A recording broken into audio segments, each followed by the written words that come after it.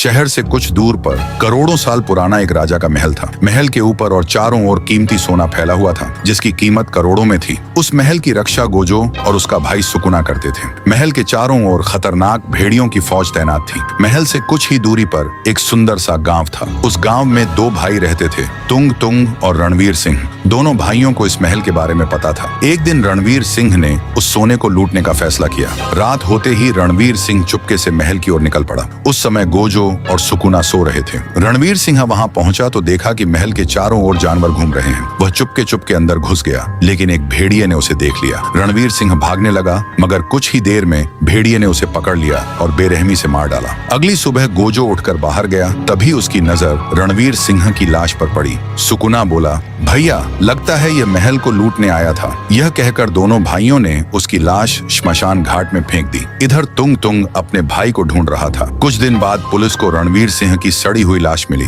तुंग तुंग अपने भाई की लाश देखकर बहुत रोया और उसका अंतिम संस्कार कर दिया। अगले दिन गांव के दो नटखट बच्चे राय स्टार और ज्ञान खेलते खेलते ताजमहल के पास पहुंच गए। तभी राय स्टार की नजर रणवीर अंकल की फोटो पर पड़ी। वह दौड़कर तुंग तुंग अंकल के घर गया और सारी बात बता दी। तुंग तुंग समझ गया कि जरूर भेड़ियों ने उसके भाई को मार दिया होगा। उसी रात तुंग तुंग ने ताजमहल का सारा सोना लूटने का फैसला किया। रात होते ही वह अपनी जादुई तीर लेकर महल की ओर निकल पड़ा। ताजमहल के पास पहुंचकर उसने एक ही तीर से ऊपर छलांग लगा दी। जल्दी जल्दी उसने सारा कीमती सोना लूट लिया और वहां से निकल गया। अगली सुबह गोजो सारा सोना गायब देखकर हैरान रह गया। उसने अपनी रहस्यमयी शक्ति से पिछली घटनाएं देख लीं। आगे क्या हुआ, इसका पार्ट 2 जल्द आ रहा है। लाइक करो, सब्सक्राइब करो और बेल आइकन को दबाना ना भूले।